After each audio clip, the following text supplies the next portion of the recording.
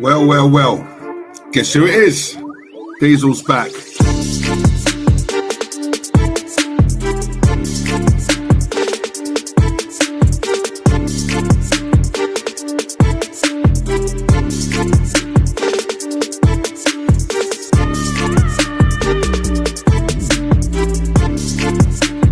Join me, subscribe, but get the word out. Diesel's back, and he ain't going nowhere.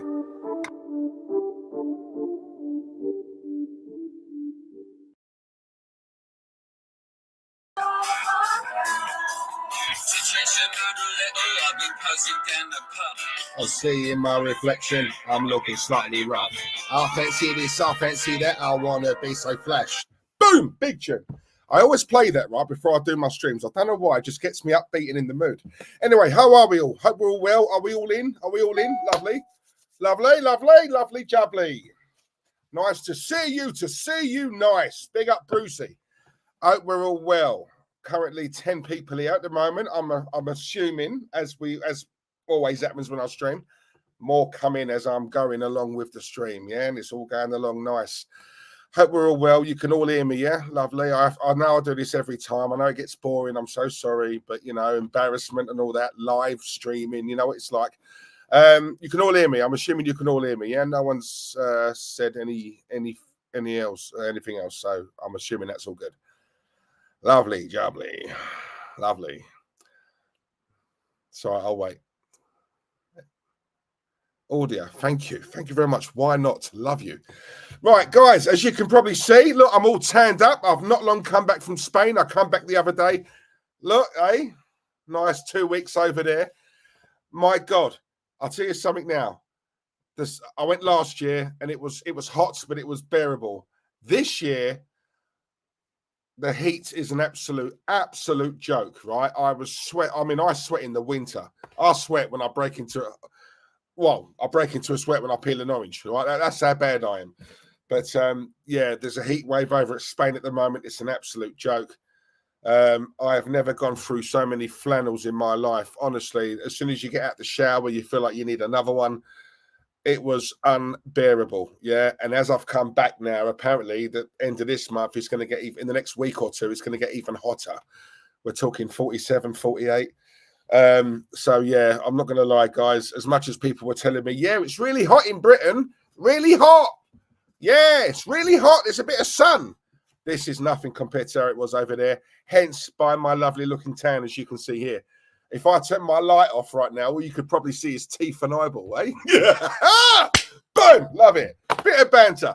Right, listen, before we crack on, let's say hello to the real superstars of the chat.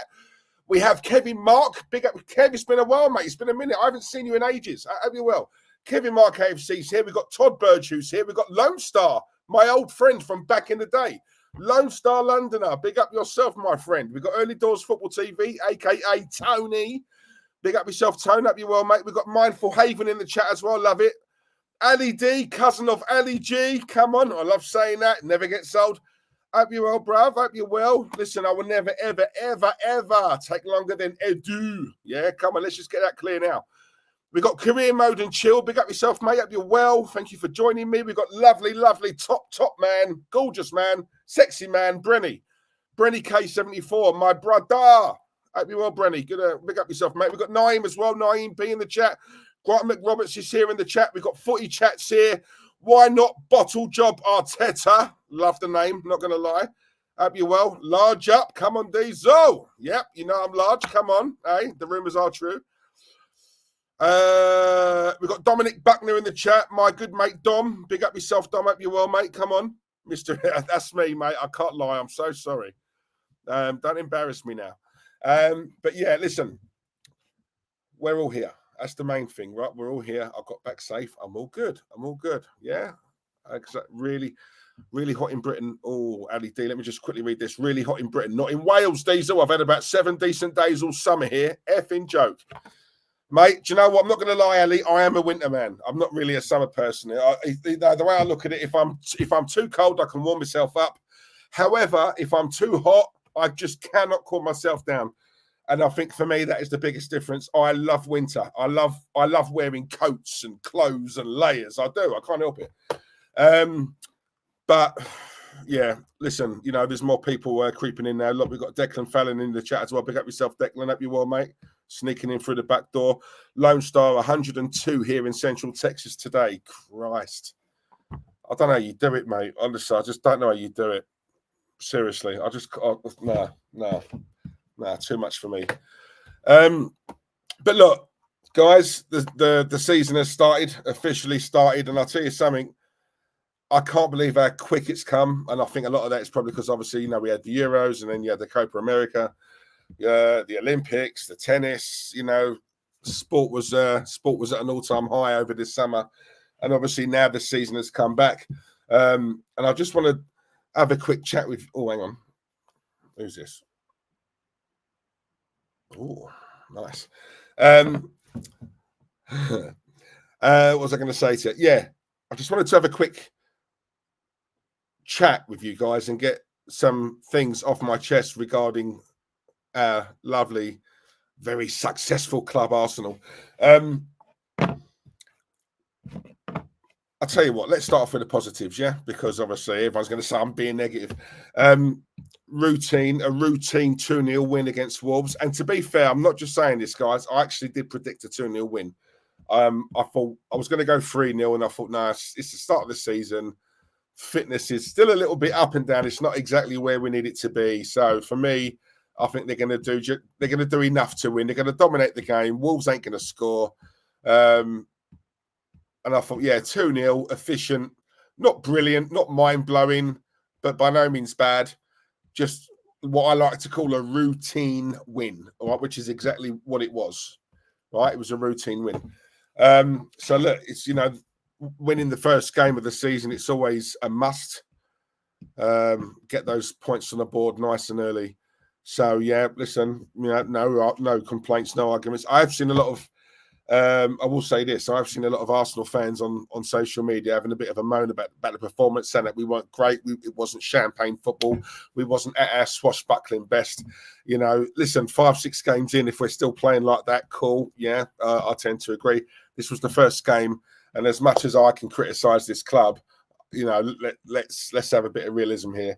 You know, it's the very first game. Everyone relax and chill. Yeah, we won, right? So going forward, I expect better and I want to see more, but it's the very first game, even though I'm not that harsh, right? So let's just relax a little bit. But listen, the one thing I do want to sort of talk about, though, the one thing that really is winding me up, and obviously, you know, it's going to hit a bit of a sour note, is this lack of transfer activity. And this is the one thing that really is winding me up a little bit, guys, because I've said it to you guys before and I'll say it again. My personal opinion, and I know there's a few of you who are, well, you've all heard me say this before. Whether a lot of you agree or not, I don't know. I've got a feeling Lone Star will not agree with me on this, because I know we've said this before to each other in the past. But me personally, I've always said, when it comes to Arsenal, there's how can I word it? I don't know. How can I word it? I just get the impression. What I always say to people, whether it's about birds, women, friends, whatever, yeah, women mainly, right? Yeah, don't so much listen to what they say, but always watch what they do, right? And it's very similar to Arsenal, yeah. I look at this summer, this transfer window, and people can say, yeah, the Euros were on. Yeah, cool. Right. Okay. Look, that ended a while back now, right? We've bought one player in, California. And I know it's not his Calafiori. I call him California, right? And I'm sure he's half decent. I don't know much about him, if I'm honest. You know, loads of Arsenal fans are now apparently in the know when it comes to California, and they've watched him in every single game he's played in, and he's class, and he's the new Beckenbauer, and this, that, the other. Cool. Super fans. Lovely. Right. Cool. Yeah. We know about them. Right. We know what they're like. Right. But for me, and I've said this to you guys before, Arsenal, for me, I just get the impression from the actions. Yeah. There's saying and there's doing. Right. Actions speak louder than words, and all that, all those sayings. They just Arsenal for me just seem like a team who are just content with top four. I genuinely believe that. Now, look, I know there's less than 2 weeks now until the transfer window ends, and I do think Arsenal are going to get another player in. Marino, I believe, he's already done. He wants to come. But again, I have to question this, right? He's openly come out and said he wants to join Arsenal. So half the job is done, because it's not about convincing the player. Every time I read about, personal terms have been agreed with Arsenal, well, of course personal terms are always agreed, because Arsenal always pay well. We pay our players very well. Personal terms that's not even a debate. Let's not even talk about personal terms, right? My thing is this. We're talking about a player who is more than open to joining us, to come into the Arsenal. So half the problem is done, right? There is no convincing and trying to sell the project, this, that, the other. He wants to come, right? He wants to come back into the Premier League, and he's also very, very open. And he's he likes Arsenal. He likes the way they play. He likes the style of play. Yeah, playing under a fellow Spaniard, etc., etc. So if that's the case and the player wants to join, why is it taking so long? Why does this drag out? Yeah, it's not like we're trying to buy Mbappe and there's all these legal things involved and the agents, and I totally get it then. This is Marino, some player from Real Sociedad, right? That's it. Get it done. Yeah? And not only that, I'm looking at this window and I'm thinking, hang on a minute. Man City for me, and I've said this to you guys before, even though they won the league last season, I've been open on it, on this stream, and I've said to you guys, I didn't think Man City were great last season. I didn't. Yeah, they did enough. Of clearly, they won the league, right? But compared to previous seasons, I don't think they were. Last season wasn't one of their best seasons. Let's just put it that way. And for me, that explains a lot to me why there's a massive, massive drop in quality in this Premier League. And I've always said that. The Premier League for me is nowhere near as strong as what it was years ago, right? There has been a decline, in my opinion. Yeah. So when you think Man City, for me, weren't great last season, still won the league. Yeah. They sell Alvarez. They haven't bought anyone yet. Yes, that Savinho's come in, and from what I saw yesterday in parts, he looks like a baller. Yeah. But I was expecting Man City, and they still might do this, by the way, but I was expecting them to go out and get 2 or 3 quality class players, and they haven't, right? They were walking a bit of a tightrope when they let go of Mahrez and Gundogan. And, there's rumours that Gundogan might be open to going back to Man City, but that's by the by. Yeah? They let go of some real quality, and yet they somehow still won the league last season. Yeah? Great for them. Brilliant. Yeah, but for me, they weren't amazing last season. They haven't really bought anyone of note so far this summer. Liverpool haven't bought a player this summer. And I'm looking at Arsenal and I'm thinking, do you know what? While these two are doing whatever they're doing, while Liverpool are just not buying anyone and just being heavily reliant on what they've already got, while Man City are twiddling their thumbs and not really doing much at the moment, I'm looking at Arsenal thinking, this is your chance to take advantage. Do you know what I mean? Really take advantage. Really, get 2 or 3 quality, world-class, quality players in, right? Freshen up that dressing room. You know what new players gives you guys? It gives you a boost, it gives the dressing room, a boost. It gives the team a massive morale boost and all of that sort of stuff. Because all players say it, ex-players say it. They come back from the summer, they come back from their holidays, they walk in the changing room, they see 2 or 3 quality players, new players who have just joined the club, and it just gives everyone that bit of, you know what I mean?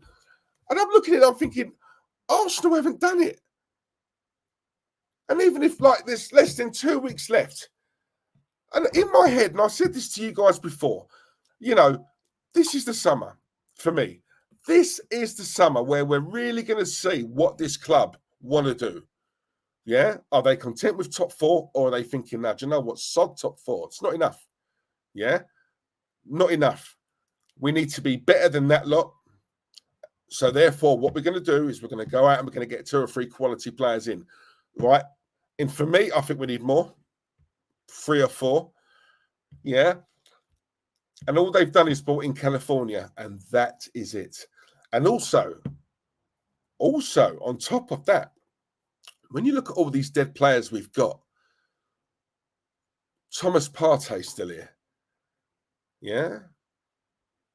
Zinchenko still here, but he's going to, I don't know, squad player or whatever. Reece Nelson's still here. Eddie Nketiah's still here. And I'm looking at it, I'm thinking, like, seriously, like, and people can tell me, oh, but who's going to buy him, Deez? Who's going to buy him? Well, hang on a minute. These players are not good enough for Arsenal. It doesn't necessarily mean they're bad players. They're not good enough for us. Players worse than this lot, worse, get sold every day. Every day, right? Do not tell me we cannot find a club in world football, forget England, the world football. You're telling me you can't find a club or 2 to take these players? They are still here. The season's kicked off and they're still here. No, I'm sorry, guys. I think that's the one thing that really winds me up, because it's like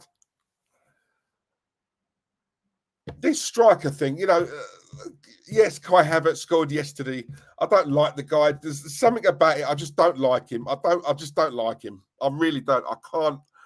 I just cannot warm to him. I don't know what it is. He's the kind of player I would love to slap.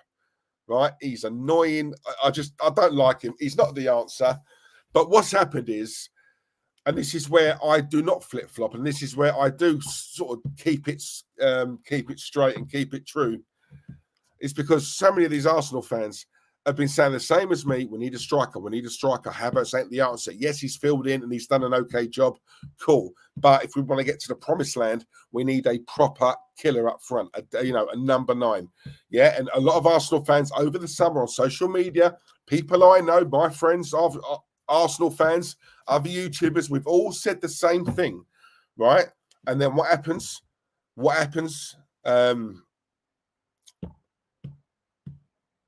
When did we play? Yesterday, wasn't it?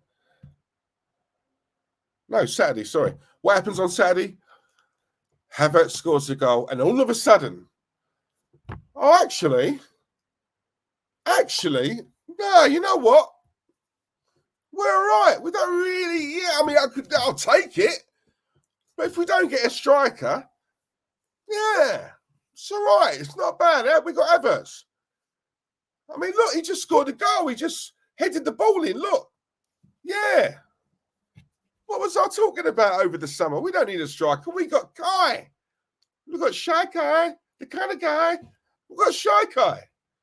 And it's like, and again, the narrative swings, and just from that one goal, from that cross from Bukayo,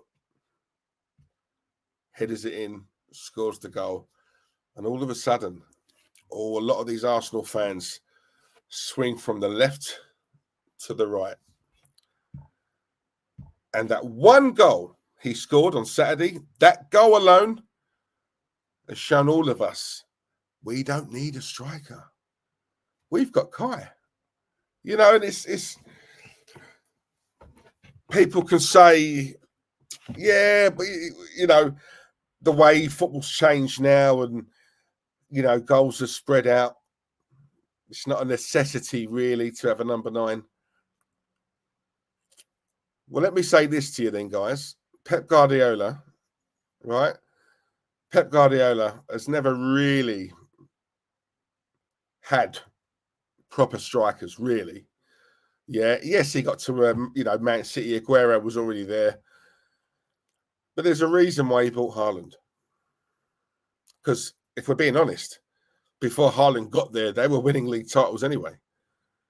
Why did he get Haaland? Why? Why did he feel the need to get that killer up front? Yeah. And look, not only were they winning the league, but with him, they've got even more chance to win the league because of all those goals he scores. Yeah. Let's be honest, even if Haaland weren't there, they'd probably be winning leagues anyway, because they were. But Pep felt the need to get a number 9. Pep felt the need to get a top quality striker. Pep felt the need to get a killer up front. Yeah. What I like to call a gunman. And I look at Arsenal now and I think to myself, if you honestly think Kai Havertz is the answer, then that tells me Arsenal only want top 4. They don't want to win the league. It's top 4. That is enough. To Arsenal, top 4 is the promised land. Yeah? Top 4. As long as we keep in that top 4, the revenue comes in, that additional revenue, the money, the bells and whistles, everything that goes with it. Yeah? Top 4. Well, I'm sorry, but that's not good enough for me. It's not. Right? I wasn't a fan of it when Wenger was here. I know I'm not a fan of it with Michelle here. It's as simple as that. Simple as that. We all know what we need in this team. If we're being totally honest here, we all know. You guys, myself, all the proper Arsenal fans. Proper. See that word? Proper. Not fake, not paid actors. I'm talking about proper. Proper Arsenal fans. We know what we need, and we know we need a gunman up front. Yeah? Are we going to get that gunman? Probably not. I don't know. Ivan Toney, for me, would be a perfect fit. And I'm hearing 40 million. It's an absolute snip. In football terms, let's have it right. That's cheap. But no, because apparently he has an attitude. I don't think he does have an attitude. I just think he's confident. It's not about having an attitude. Ivan Toney, he just ain't no dickhead. That's all it is. Yeah? He's not an idiot. He ain't a nodding dog. He's not a robot. Yeah? He's a character. He's got a personality. Yeah? He ain't a dickhead. But in this day and age, you dare have your own mind and your own brain and you speak for what you feel is true, you're classed as a problem. You're classed as trouble. Right? You're a troublemaker. We're talking about a striker here, 40 million, 28 years of age. Yeah? And he's been doing it in this league. He knows how to score in this league. There is no settling in period. Go and get him. Go and get him. But they won't. They won't. And it proper winds me up.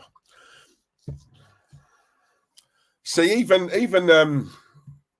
this Mikel Merino player, personally, I think this deal's done. And I think, this week or start of next week, he'll be coming.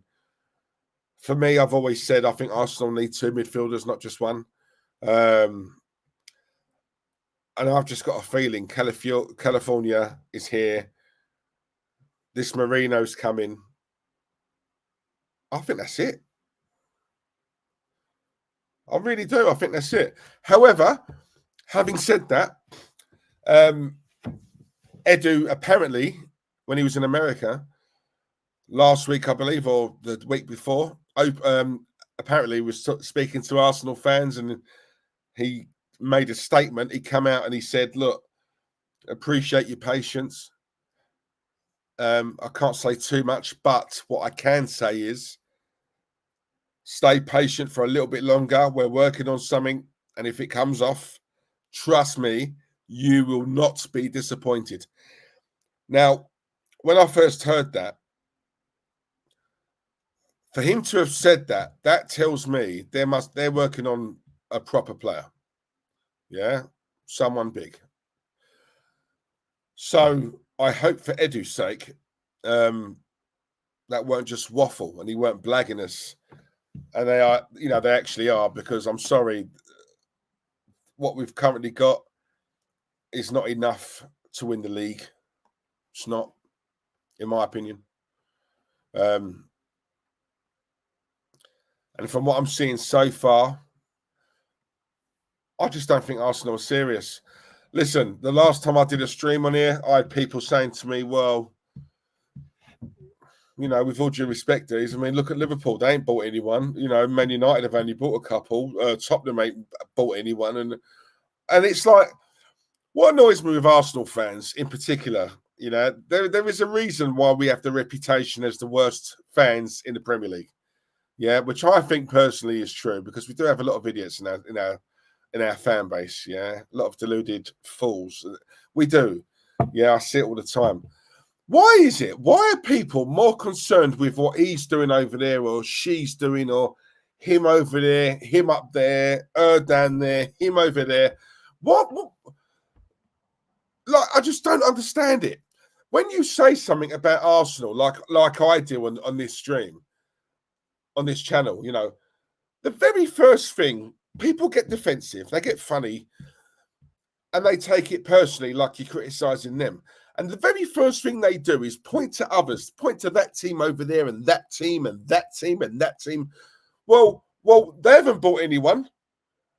Oh, right. So what they're basically saying is, well, because Spurs haven't bought anyone, and Man United have only bought one or two, and Man City haven't bought anyone, and Liverpool haven't bought anyone, because those clubs haven't bought anyone, then we shouldn't. So when these clubs finally start buying players, then we can buy players. Oh, I get it now. So we're following. We're not leading. We're following. Yeah. So we're sheep. So we have to wait until Tottenham, Man United, Man City, and Liverpool. Sorry, but we have to wait until those clubs buy players, and then once they do, once they open the gate and the players start coming in, then Arsenal can just wake up and leap into action and buy players ourselves. No, doesn't work like that. Stop looking at other clubs. Right? It's irrelevant. Who cares about Tottenham, Man United, Liverpool, Man City? Yeah? We don't support them. Let their fans worry about them. We talk about our club. We worry about our club. We keep it in-house. Yeah? Just because they're not doing something, what, we can't? Show me the law where it says that. Where is it written? Show me. Someone, please. Really? Because if anything, guys, while the other clubs remain static, yeah, surely isn't that an opportunity for us to maybe get ahead of the curve and do something and really show a statement of intent and show, listen, Man City, last season you beat us by 2 points. This season, oh my God, are you in for a fight? Because we've just got him, and him through the door. Yeah? Quality players. But no, that's not, I mean, asking too much there, Dees. I'm asking too much. We've got Ryan Stockley in the chat as well. Big up yourself, Ryan. Be well, mate. See you there. Lenny Moon's here as well. I'll see you, Lenny. Hope you're well, mate.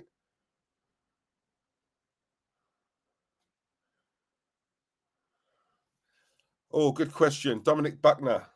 Yardman versus Robbie debate. Thoughts, Diesel. Right. Someone sent me this last night, I think it was. And I watched it because I like Yardman. Yeah. Fellow Jamaican. Come now. Anyway. I watched it and I thought to myself, like, listen, I don't understand why Yardman still goes on there, if I'm honest with you. Because I watched the one before where he was talking the same way as what I do and what a lot of you guys do in the chat. And it looked to me like he was just getting pelters, like from those little scumbags, right, who stand around him. Yeah, them youngsters who ain't got a clue about the club, right? Their whole thing is, oh my God, I'm on camera. Oh my God, I'm a celebrity. Oh my God, I'm on AFTV. Woo, mummy, can you see me? Mummy, do I look pretty? Mummy, ooh. Yeah, that's all that is. Yeah, if we're being honest. Yeah, because I'm telling you now, half of them don't even go to the game. Right, they watch it in a pub nearby, and then 5 minutes before full time, they leave the pub and they walk to the stadium just so they can get themselves on the camera on YouTube. What do you think of the game? Yeah, it was really good. Yeah. Didn't watch it though, did you, mate? Come on, you watched it on the TV. You wasn't actually in the ground, but yeah, that's a secret though. Apparently, I can't say that. I don't want to hot anyone up, but trust me, it's true. But anyway, but yeah, look, Dom, yeah, Yardman is exactly where I'm at, right? Because even when they spoke about Michelle, yeah, what's this man done? Really? Can he take us to that promised land? Can he get us to cross the line? I don't think so. Yeah. But Robbie, listen, I don't know if those are his honest opinions or whether he's just saying what the club are telling him to, because there was once upon a time where AFTV were very critical of the club and saying the exact same things I'm saying. And all of a sudden, it's like they've been handed a little sweetener. And almost overnight now, they're this brand new positive channel and they can't criticize anymore. And anyone who's on that channel who does criticize, aka Yardman, they shoot the man down, right? 60,000 people go into that stadium every single home game. Why is it always the same people on that channel? Can someone please answer me that? Why is it the same people on that channel when there's 60,000 people in that stadium? Honestly, it's always baffled me. It really does. You'd think with that amount of people in the stadium, every single home game, right, you just get a variety, a mix of different people, but you don't. It's always the same ones. I wonder why that is. Anyway, but look, Dom, listen, mate, I'm with Yardman. I'm with Yardman. He says what he says, right? He's not changed his tune. Every time I've watched him anyway, he says the same thing, right? He spends a lot of money on his season ticket, and therefore he wants value for money, right? He's doing his bit as a fan. What he's saying is, right, I've done my bit. Now, club, Michelle, Edu, all you guys, players on the field, you do your bit. I'm doing my bit. You do your bit. Win me something. Right? We're Arsenal. We're a big club. We ain't no backstreet football club. All right? Down the garages, down Somali. No, we're a big club. Right? And that's what Yardman's more or less saying. We're a big club. We should be winning trophies. The amount of money this man's had to spend. We should be winning trophies. I'm sorry. And because he dares say that, you got them little idiots, right? Them little pricks around him saying, laughing at him, grabbing at his hat and his scarf and all this, trying to like mug the man off. No, I'm sorry. He's right. Why he still goes on there, I don't know. Right? Because he's banging his head against a brick wall. I don't see the point. Yeah? Right? But what they're trying to do is they're trying to change him, Dom. They're trying to sort of get him to move away from that. He won't. Yardman, he's a Jamaican, mate. You ain't changing his mind. Yeah? Man, staunch. You know what I'm saying?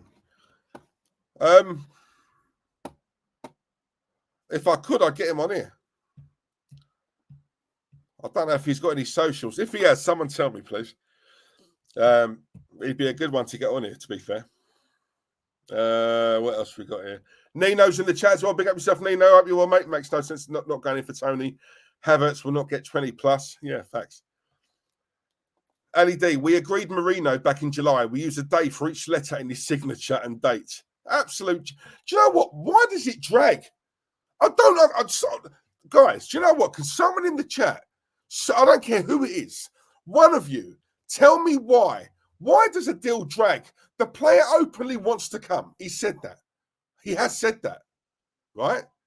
He's open to come. He likes Arsenal. He wants to come play for us. What else is there? I mean, really, what else is there to hash out? I don't get it. Why? I mean, this has dragged on for over a month. Joke. Lone Star. No one wants to take a gamble on Tony at 60 million. Well, from what I've heard, he's 40. And we say gamble. Is it a gamble? You know, I mean, he gets goals in that Brentford side. With all due respect to Brentford, I mean, come on. you know, he's got a bit of everything, Tony. And personally, for me, I think it'd be a very good fit. The other striker I really do like, you know, we'd never get him, and he'd be a lot more money. But I've always liked Isaac at Newcastle. I do. I like Isaac. And out of the two, if I had the choice, yeah, I'll take Isaac, you know. I do like Isaac, man. But yeah, look, Ivan Toney is there. And he's another one, guys. He's another one who's come out and said he likes Arsenal. He'd like to play for Arsenal. He's in Brentford. He's literally down the road from us, right? He's in London. Yeah. He's got 1 year left. I'm not being funny. He's got 1 year left on his contract. If Arsenal did put down, say, 40, 45 million to Brentford, they're not saying no to that. They're not saying no, especially when you take into account, you know, the pressure, not only from the player, but from his agent as well. Because this is a move he does want. He openly has said he'd love to play for Arsenal. He has said that, right? So what more? Seriously, what more? Kabir Adams in the chat as well. Big up yourself, Kabir. Hope you're well, mate. King Mikel. Hello, darling. How are you? Hope you're well. Niall Kane's in the chat. Big up yourself, Niall. Hope you're well, mate. I see you. California Dreaming, Lone Star. Yep. Niall Kane. Facts, Diesel. Come on. You know I only speak facts. Smash the likes up. As Kevin said there. Please, guys, do it. Cobra Kai is a lovely bloke.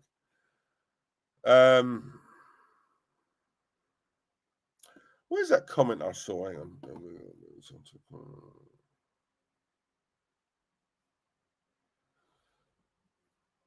Oh, apparently Tottenham Spurs are 1-0 up. LED, another season, rinse and repeat. I can see it coming, but this time we won't be second. Yeah. And just been at Spurs 5 minutes, and he's already gone and got his striker. I'd give them 20 million and Eddie. See, that's the thing, right? That's another thing I was looking at, Nino, and I'm looking at it. I'm thinking the striker that Brentford brought in to replace Tony is now injured, and I believe he's going to be out for several months, right? So if I'm Arsenal, I'm thinking, well, we want Tony. Let us have him. We'll give you a bit of money on top. A little bit of money on top, but we'll also give you Eddie Nketiah. Now, something tells me Brentford would take that. Or they certainly think about it. Yeah? We are desperate to get rid of Eddie. You know, and apparently this nonsense I'm hearing, I don't know if this is true, but Arsenal apparently want 50 million for Eddie Nketiah. I mean, you know, you're telling me Tony's 40 million, 45 at a push, and you want 50 million for Eddie Nketiah. It's just not happening. No club in their right mind is paying anywhere near that. Yeah? Anywhere near that. But we need to get him off the books, and we need to free up that salary money. It's as simple as that. We need to get shot of him. Reece Nelson, another one, needs to go. Right? Needs to go. It's as simple as that.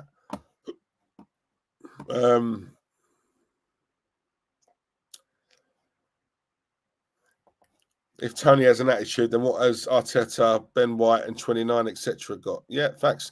DWTT, up your well, mate. Todd, Gundogan could return to Manchester City. City are still trying to sign players, but Arsenal are not selling players or buying players. Now, I read this earlier on that Gundogan, he wants to leave Barcelona. Barcelona are open to letting him go. And as soon as Pep heard that, Pep quickly got on the phone and spoke to Gundogan's agent or advisors or whatever and said, look, you know, if we were to come in and bring him back, would he want to come back? And apparently he's open to it.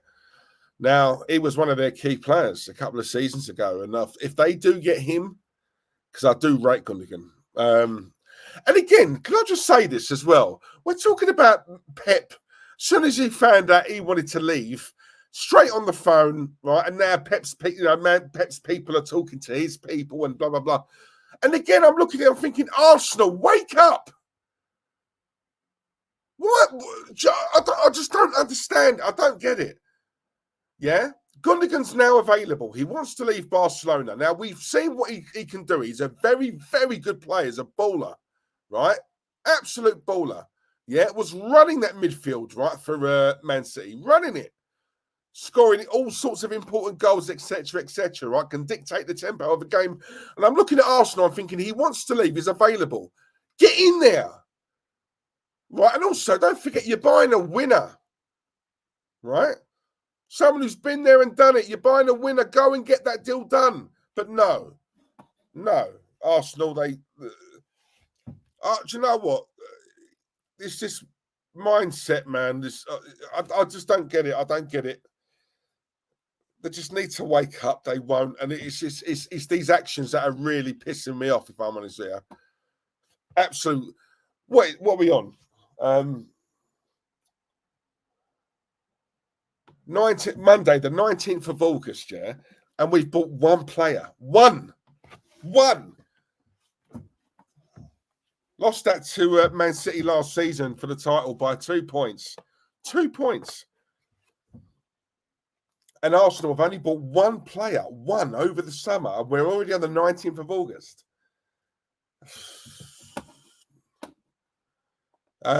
Looks like Ivan is going to Saudi. Yeah, that's the rumours at the moment, mate. Tony's going to Saudi Arabia. Diesel, is Marino a needle mover or just a squad buffer? Mate, I've seen him play a couple of times. He's a decent player. I think Zubimendi's better. In fact, he's a lot better. But do you know what? That's one thing that I was going to blow my head. I was going to blow my gasket. Yeah, if Liverpool managed to get Zubimendi, that you would have seen a completely different stream on here, people. I promise you, because everything that we've been told is he admires or he likes Arsenal, but he's very happy at Real Sociedad and he doesn't want to leave. And then I'm hearing Liverpool have now come in for him, and at one point it looked like they were going to get him. And I'm thinking, hang on a minute, he said no to us, or we didn't push it enough. But yet Liverpool just come in and off he goes. Nah. Right? But, yeah, he does. He's happy at where he is. He doesn't want to go. Cool. Some players just don't want to move. That's fine. Yeah. But as I said to you earlier on, guys, we need two midfielders, not one. Yeah. Partey, I don't want Partey here. If I'm honest with you, I don't trust his injury. He's injury prone. I don't trust him to stay fit all season. And I've always said this to you guys. Ever since I see him getting bullied by Jack Grealish, for me, I was out. Sorry, I was out. Getting bullied by party boy Jack. Nah, you're not for me, mate. You're not for me. You got to go. But again, Partey's still here. Partey played on Saturday. All summer, Arsenal have been trying to get rid of this guy. And they just can't do it. So what is it like with these players? Why can't we sell players? Do you not find it mad, guys? We're in 2024, and from memory, our biggest record sale is still Oxlade-Chamberlain. And what was that? 35, 40 million, or was it Iwobi? 40 million? I think 40 million is our record outgoing. 40 million in this day and age. Honestly, no one really talks about that. It just baffles me. Ali D, he has too much attitude for Michelle Diesel. He can't handle personalities, as we know from his past. Yeah, totally agree. Arsenal are deadly serious. No, they're not.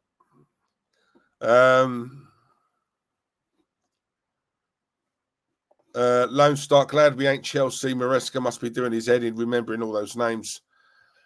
Yeah, Chelsea are an absolute mess. Absolute mess. And I'll tell you something. I'm not one, guys. You guys know me. I'm not one to give players a pass. Because I just find these players of today just over pampered, millionaire big babies, man. I really do. And a lot of these players of today could not lace the boots of the greats we've seen in the past.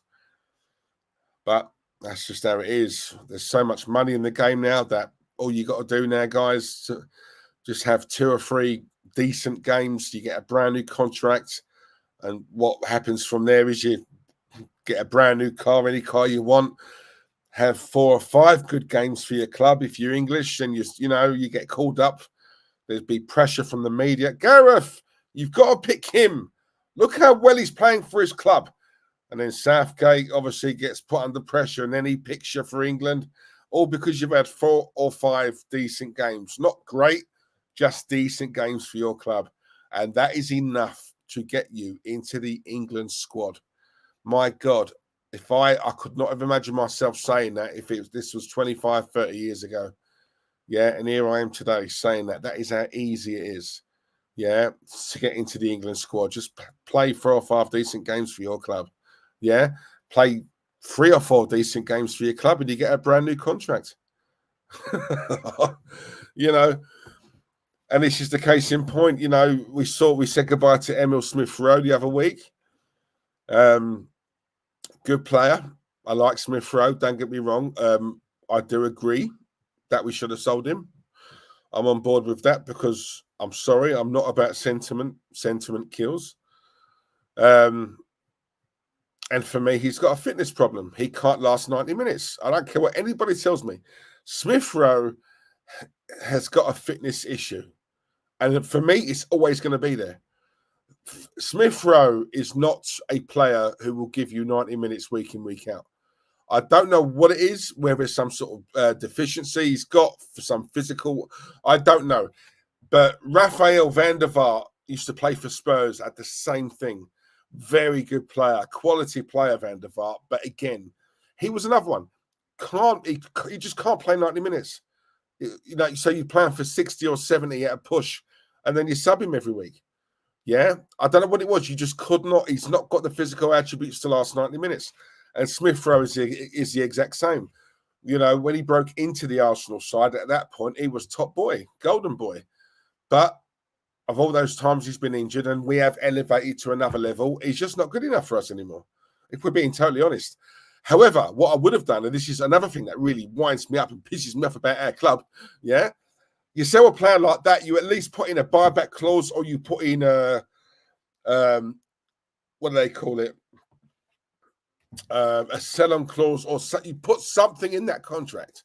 Because anyhow, he goes to Fulham and he bangs, then Arsenal need to be getting something back. Something. I would have put on a 50% sell-on clause or maybe a buyback or something. But I guarantee Arsenal didn't put nothing in it. I guarantee they didn't. Yeah.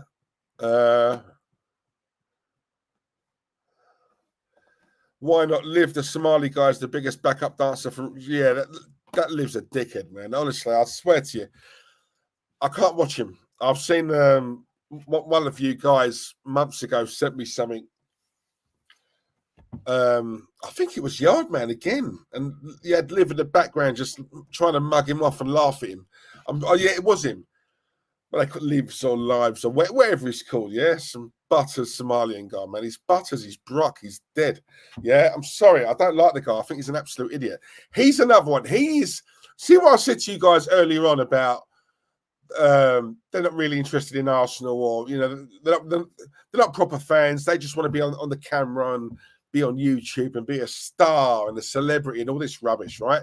He is the main one for that. He's the main one. He wants to be a star.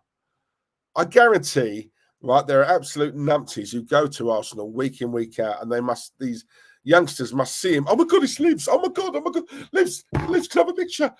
Yeah, and they have a selfie together. And people who do that, it just feeds this guy's ego even more. Don't do that, man. He's nothing. Yeah? He don't know his football. He talks rubbish, man. Nah, allow it. Anyway, enough of that. Pepsi Pack, big up yourself. Sell our bench to West Ham. They are spending money like there's no tomorrow. Hello, early doors. Dominic, Diesel, what's Robbie like in person? As you would have seen him at Claude's funeral. Yeah, do you know what, Dom? I'll be honest, and I've said this before. I actually sat next to Robbie in the church. Yeah, I sat next to him, right? And we had a chat. And I've got to say, nice bloke. Nice bloke. You know, I can't say anything else. You know, we had a good chat. He was nice to me. He weren't rude or nothing like that. I made a point of telling him, and you know, he'll tell you this himself. I made a point of telling him. I said, "Listen, Claude loved you. You know, trust me, Claude loved you. Always spoke highly about you to me." And Robbie said, "Look, I loved him, and I believe Robbie did love him. I really do. That's one thing I will say. I know it ended sour with the Son comment and all that sort of stuff, and." You know, the one thing, Robbie did try and save him, but I think people have to understand, and it's not nice, but it's a business he's running. It's a business. And I think when you've got sponsors and stuff like that, when you've got, you know, threatening to walk, then from a business point of view, looking at it from a business point of view, you kind of look at it and think, look, I've got to cut ties. Yeah. I didn't like the way he was outed. Do you know what, guys? I'll be honest with you. It wasn't so much Robbie who pissed me off with that, because from the business side, I kind of get it. For me, my issue was more the others. It was more the others. It was more, you know, from the day he walked out, none of them really bothered with him. You know, and that really wound me up. You know, eight years he stood toe to toe with these guys. 8 years, yeah, being around their in their company week in, week out, and then he gets removed from that channel, and then all of a sudden, you know, they all knew he had mental health issues. They all knew he lived on his own. You know, they all knew he had trouble. Then obviously, you know, COVID came. He couldn't go out. He's on his own. We're lucky, you know, we're surrounded by family and friends. He wasn't. You know, and I just think, I look back now and some of them, and then he passes away and they all come out. Oh, I loved him. What a man he was. I love Claude. I used to look up to Claude, and it's just words, man. It's rubbish, man. I swear to you. Guys, it's fake. Yeah, promise you. None of them. If you loved him, why didn't you, you know, make time for him when he was alive? Why is it people have got to pass away for people to think, oh, what a man, I should have rung him more, I should have said hello to him more, I should have met up with him more, I should have had a drink with him, I should have done this, I should have done that. But no, it's only when they pass away. How about start doing it when they're alive? How about that? Whatever. But no, dumb, long-winded. But look, to answer your question, mate, I can't lie, he was a nice bloke. He was all right. Even Ty was at the funeral. Ty's actually all right. I don't agree whatsoever with whatever comes out of his mouth about Arsenal, but in person, he was actually all right. But yeah, that's just from me meeting him. I don't know him. Steve RFC is in the chat as well. Big up yourself, Steve. Hope you're well, mate. Lenny Moon, has he got a channel? Oh, okay. All right, I'll try and hit him up. I'll try and find it. Lone Star. Joe, as soon as I saw your name in this chat, I just knew, it's going to be one of them nights he's going to come for me, isn't it? But Diesel, one day I will explain the transfer process to you. The easy part is the player agreeing in principle. Oh, okay, Lone Star. Isaac ain't for sale. No, I know. I'm not saying he is. I just said he's a player that I really like, and if there was a chance, I'd love Arsenal to go in for him. Although saying that, Lone Star, every player's got a price. Every player's got a price. Osimhen. Now, the rumours are, it looks like he may be going to Chelsea. So he'll be joining a club that's already bought 120 players this summer. But, yeah. I've heard a couple of rumours that Arsenal are looking at him. I can't see it personally. I can't see Arsenal parting with all that money. He's on very good money at Napoli at the moment. He's on a very, very big salary. I just can't see Arsenal getting anywhere near it. Or could they? Arsenal do pay well, but I don't know. I don't know. For me, I like him. I think he's okay. I think in our system, the way we play, I think he'd get a lot of goals. But do you splash a lot of money on him, or do you go with a tried and tested and proven player like Ivan Toney? Don't know. Guna Gargamel's in the chat as well. Big up yourself, Guna Gargamel. Arsenal should sell Eddie Nketiah. Yeah, I totally agree. I would take 10, 15 million for him. I would. Don't tell me you can't find a club to part with 50. Just say 15 million. You can't find a club. Now, apparently, Marseille, Roberto De Zerbi's there now. Apparently, they was interested in him. I don't know if that's now done, dead in the water. I don't know. Right? But I think they was interested in him. They put in a bid, apparently, and we scoffed at him. We said, no, we want more. I don't know what world Arsenal are living in, personally. You're never going to get 50 million for Eddie Nketiah. I'm sorry, you're just not. Yeah, 15, 20 million. Take it all day long.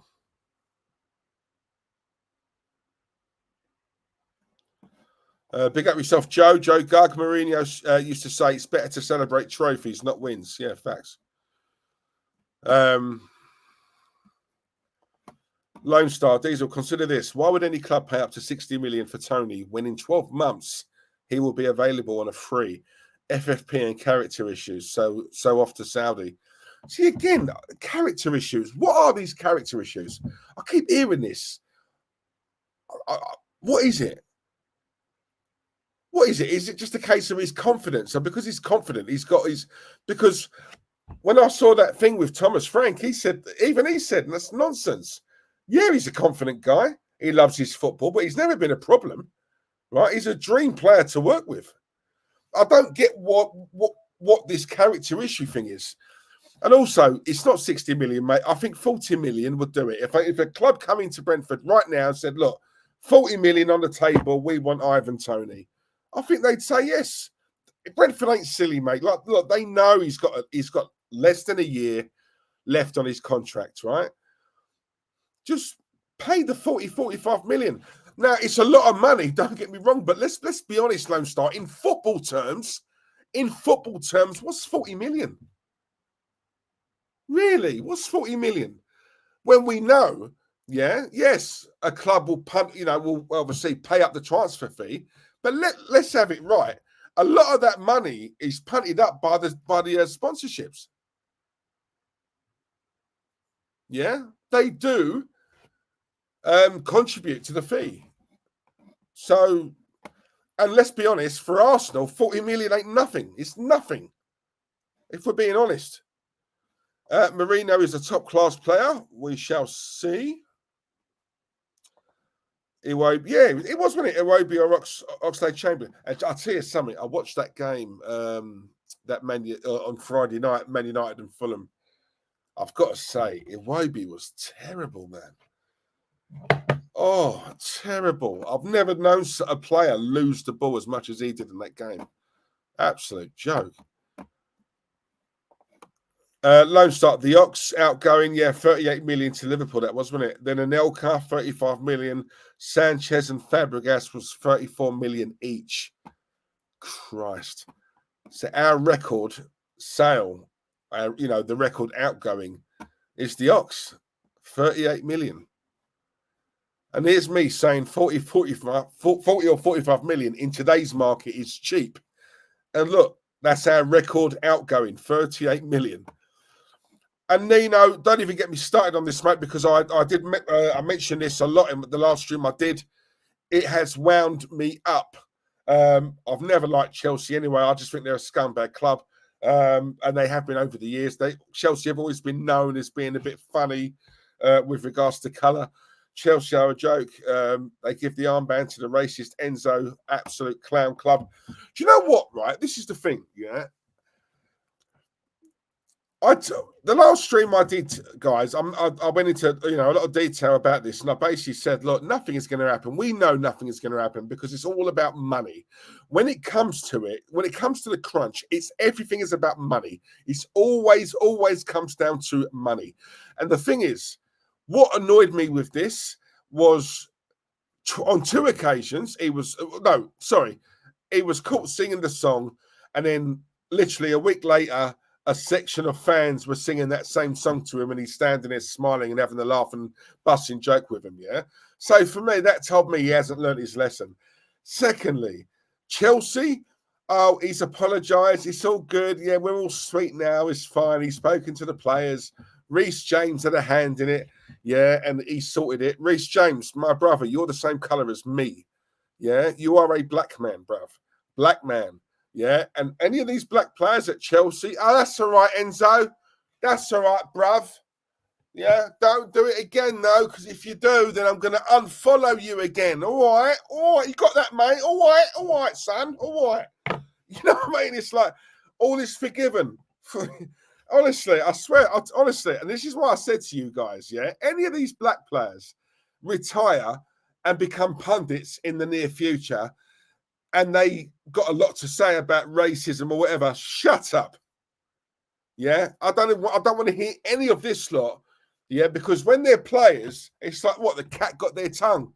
Yeah, they can't say anything, or they refuse, or they're too scared because they're getting paid a king's ransom by the club. Yet when they retire and you see them on TalkSport or ESPN or any of these social medias or whatever, yeah, DAZN or whatever, and there's an incident and they're very quick to say something about it. Nah, you gave up your right to say anything about anything like this, because when you was a player, you did nothing, yeah? You let it slide. And I'm sorry, there's too many of these players who let it slide. And when you let it slide, when it happens to you, don't come crying to us or to the media or to anyone, yeah? So when you get them monkey chants or you get them bananas thrown at you or whatever, just carry on playing football, yeah? Because you ain't got the bottle to make a stand, walk off the pitch or whatever, or out it, yeah? 2024, we're still being subjected to this crap. No, I'm sorry, I'm not having it. Yeah, and Chelsea, that's all right. Yeah, he's apologised. It's fine. Yeah, even if they wanted to give him the captaincy, even if that was the original plan, after what he did, you would think any bit of common sense. Do you know what? We can't do it. It's too soon. We can't give him the captaincy after this. We can't. It's not the right look. It's not right. It doesn't feel right. We have to give it, even if they gave it a year. Yeah, which for me is still disgusting. But you know what it's like with fans. Fans are fickle. Fans easily forget. Fans have got short memories. To give him it now, straight after that, I think that's disgusting. I'm sorry, guys. That's just my view. I think it's absolutely wrong. Yeah. He's been caught singing that racist song, and it's like he's been promoted. He's not been punished. He's been excelled. He's no, I'm sorry.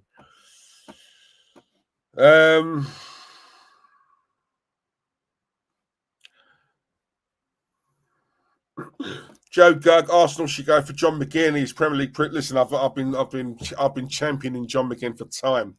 Yeah, I've always liked him. You guys know I've always liked him. CG, of course, it's been a minute, mate. I haven't seen you in ages. Hope you're well.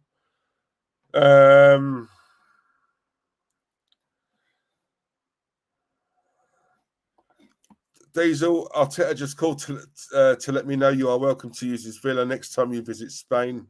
Yeah, I'll use it all right, mate. Yeah, he won't be in the same state it's in, mate, once I leave. Yeah, exactly, Ryan. They want to sell Nketiah, but they've given him 100 bags a week, so he's on 100 grand a week, and rejects multiple good offers for him. See, this is the thing. This is why it wasn't so hard selling Smith Rowe, because he wasn't on a particularly big wedge. Yeah, when you look at Nketiah, who's on 100 grand a week, it's very hard to shift a player like that when they're on that much bread. It's as simple as that. And again, Arsenal just don't learn. At the time when they gave him this contract, a lot of us sort of said, what are you doing? What are you doing? You know, it'd be different if you're giving him that, but, you know, your intent is to play this guy every week and he's going to become our main striker. Cool. But, you know, all this protecting his value by giving him a contract, well, it's bit us in the arse now because now we're trying to shift him. We can't. So what was the point in giving him that contract in the first place? And this is the thing about Arsenal. You know, everyone knew Eddie he's never going to be our main striker, is he? Never. So what was the point in giving him all that money? 100 grand a week. He's not even a bit part player. He never plays. He never plays. I mean, it's, you know, it's not even like a bit part where every game he comes on and don't know. Like it's just. Oh, I got the energy, man. Selling Nketiah based on what the market is willing to pay. I think Osimhen is dead food. Watched Serie A last season, not impressed. I think the channel is called Yardman AFC. Oh, look at that. Thanks. Cheers, Len. Top man, mate. Fresh drip art, my guy. Diesel, the reason I believe in miracles, just look at God's perfection. Then slap that like button and sub up if you haven't already for this cheeky yet lovable brother of mine. Big up, Mr. D. Fresh drip, I love you, man. Hope you're well, bruv. Hope you're good. Lovely Jubbly. Mario Goetze was the same. Yeah, I remember him. He used to be a baller at one point. Black Man Dom, my guy. Big up Diesel. Don't forget to like the. Thank you, please like the guys. Leaves wanted Arteta out last season. Let me guess, Ryan. He loves him now, right? Yeah. Super fans. 100% bro. Fresh drip. Come on.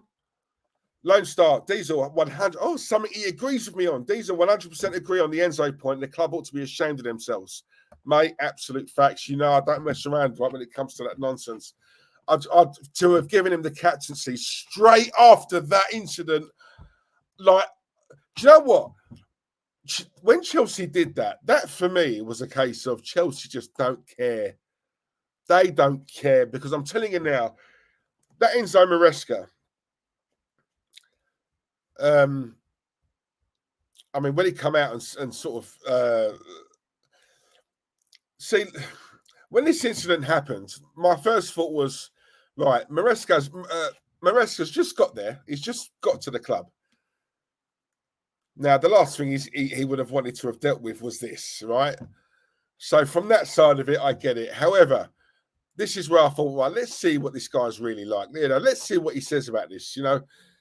And when I heard him say, well, you know, he made a mistake. I mean, it's, you know, he's going to come back, he'll speak to the players, you know, Reece James is going to facilitate it and this, that, the other, and it's all going to be sweet. It's done. He's apologized. You know, it's you know, water under the bridge. Let's just move on. When he said that, that's where I thought, yeah, you're a puppet, mate. You will not last at Chelsea. You are just like all the others that have you know, walked through those doors. Nah, puppet, mate. Absolute puppet. I don't like the way he brushed it under the carpet. And you know what that told me? You know, you're probably the same. You probably sing that same song as well. You're an absolute idiot. But Chelsea as a whole, they just don't care. You know, I would have imagined their PR, you know, their public relations people, surely one of them would have said, whoa, hang on, captaincy after what's just happened. Are you sure? Because we could get a big backlash over this. Surely one of them, someone in their PR must have said that. Must have said, look, I'm not sure about this. Yeah, but Chelsea would have said, nah, Sodom, who cares? Do it. Proceed. Go ahead. They don't care. And that's these clubs nowadays. They don't care about the fans. They don't care how it looks. They don't care. And really, why should they? Because as much as I'm sitting here saying all this, I'm very much aware I am a minority. You know, like fans are fickle and fans have very, very short memories. So there could be a lot of people talking like how I am now. Yeah. All Chelsea have got to do is win a game. Quickly forgotten, right? All Enzo's got to do is score a goal. Everyone's going to be cheering his name again. Forgotten, right? No. That's what I'm saying, fickle. Come on, Diesel. I was shocked and appalled that Enzo had the armbands, but that's 100% Chelsea. Proper Chelsea, past and present history of the Chelsea. It's true. Listen, I know there's some Chelsea fans who watch me here. Yeah. But I'm going to be honest. Chelsea have always been known as that sort of bookie club, like they have. Bit dodgy when it comes to this, when it comes to race. Yeah, they've always been that sort of club. You know, and so it doesn't really surprise me. This is why I was so surprised when Raheem Sterling went there, because I'll never forget when was he playing for Liverpool or Man City at the time, when they had a game at the Bridge and he had monkey chants and racist chants from that corner of the Chelsea fans when he was taking a corner. Yeah, he had that throughout the game, Raheem Sterling, and yet he goes there. But we know why he's gone there. He's gone there because they offered him more money than what he was on at Man City. Yeah, he's on about 300 grand a week. Yeah, so Raheem Sterling sold his soul really for money. And this is what I'm saying, guys. It's all about money. When it comes to it, yeah, the harsh reality of it is money. You know, there's no pride. You know, there's no doing the right thing. You know, there's no, what's it? You know, there's no, some things are bigger than money. No, Raheem Sterling went to a club where he was racially abused, but who cares? Because he's on 300 grand a week. You know, and this is what I'm saying. This is why Raheem Sterling is another one for me. Anyhow, that man retires, and I see him on TalkSport in years to come, and he's talking about racism and how it's out of order, and people need to speak up and stand up. And well, what did you do, Raheem? You did nothing. You did nothing. You let them win, brother. You let them win. You sold out. You sold out for money, for dough, for bread, for dunzai, for dollar.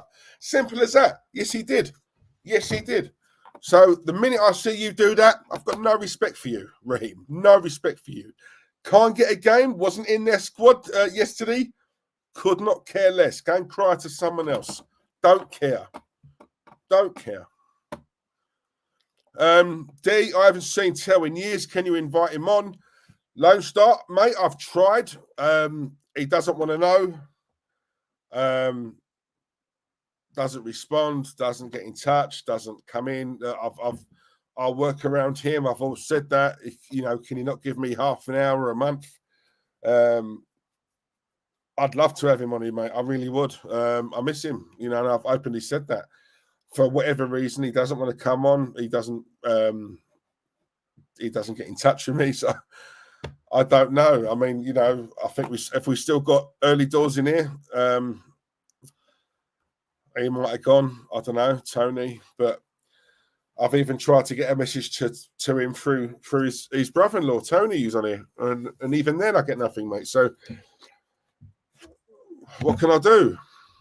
What can I do? If one of you guys can drag him on, listen, I'll happily do it, because we made a very good team. But for whatever reason, he just doesn't want to do it. And I have no idea why.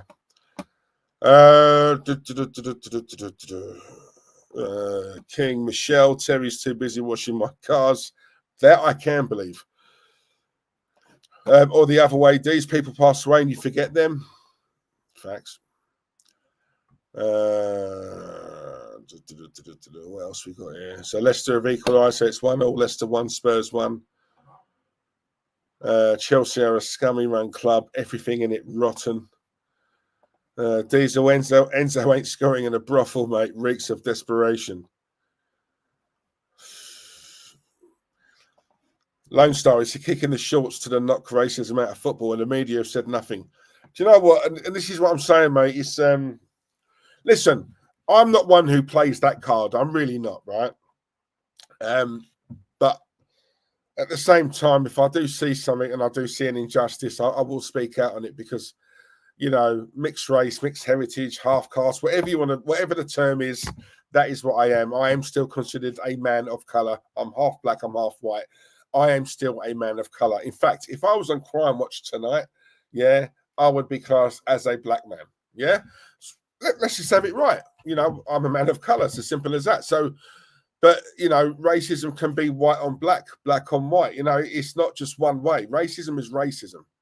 Simple as that. Yeah. And this kneeling on one leg, you know, before matches, for me, it does nothing. It means nothing. I'm sorry, it doesn't. Right? When you had that incident with Luis Suarez and Patrice Evra, and again, nothing happened because Suarez was still considered a god at Liverpool. Yeah. And even then, when they met in the next game and Patrice puts his hand out to shake, to, you know, let's just drop it, let's forget it, let bygones be bygones. And even then, Luis Suarez didn't want to shake his hand, even though Luis Suarez was in the wrong. Make that make sense. Yeah, nothing happened with Suarez. Patrice Evra wanted to shake your hand after what you said to him. Again, Patrice Evra, no respect. This is what I'm saying. This is what I don't get about some of these black players. Yeah, on one hand, they moan about the abuse that they get, and then on the other hand, they're so easily quick to forget it. Like, if that's me and the players like racially motivated me, if I'm a player and I'm on the pitch and someone said something to me, firstly, I'm knocking him out. Secondly, don't ever come near me again. Don't even put your hand out to shake mine. Yeah. It's as simple as that. If I'm playing for England and I'm in a game and I'm getting monkey chants and all this and banana skins thrown at me and all this, I'm walking off the pitch. I'm walking off the pitch. Yeah. And I'm looking around at my teammates to see who's with me. Yeah. That's what I'm doing. Yeah. And if they're not with me, then as far as I'm concerned, don't any of you lot ever speak to me again. Delete my number off your phone. As far as I'm concerned, I do not know you. You do not know me. It's as simple as that. Because it's all right saying, oh, yeah, I'm your mate, Dees, I'm your mate. Yeah, I'm your mate, yeah. When it really comes to the crunch, are you? You say you're with me, but are you really with me? Are you with me? Yeah, because when obviously adversity hits, that's where you see who people really are. So now my back is against the wall. I'm now walking off because I've been subjected to monkey chants because of my skin color. Now I'm looking at all my teammates to say, are you with me? Who's walking off the pitch with me? Are the other black players on that pitch walking off with me? Listen, I've always said this, right? You know, some people don't agree with this, but I genuinely think if that ever happens again, which it will, yeah, England are playing and there's some sort of racist chant, I'll tell you something, I'd love to see the white players walk off. I would, because that for me would show unity. That really would. Yeah. You know, Harry Kane, the captain of England, saying, no. One goes, we all go. Yeah. Because we're all one. Yeah. Brothers. Solidarity. Yeah. Among brothers. Yeah. We're all in the trenches together. Yeah. All for one, one for all that camaraderie, all that lovely, beautiful stuff from back in the day, from old days, old school days that I love. That doesn't really exist anymore.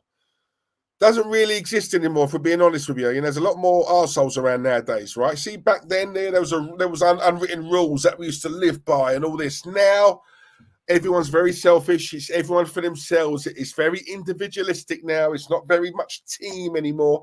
But I'll tell you something, back then, that's what I would love to see. Yeah, one goes, we all go. I'd love to see that, because for me that'd be nothing stronger, you know, to show we are one. We are one. You know, we're one team. Yeah, one goes, we all go. Honestly, and I'll tell you something, that would really hit home a message, but that won't happen. That won't happen, because when it does happen to one of these players, you see Harry Kane's head go down and the others and all that. And yeah, well, they didn't say nothing to me. They called him it. They weren't me. Nothing to do with me. You know what I mean? Oh, mate. Anyway, Ryan, what is the point of kneeling for racism if a proven racist is dictating things? Facts. Sterling, he'll be at Arsenal on deadline day. Do you know what? I did it. Someone said to me that Arsenal could go in for him. I tell you what, they better not. They better not.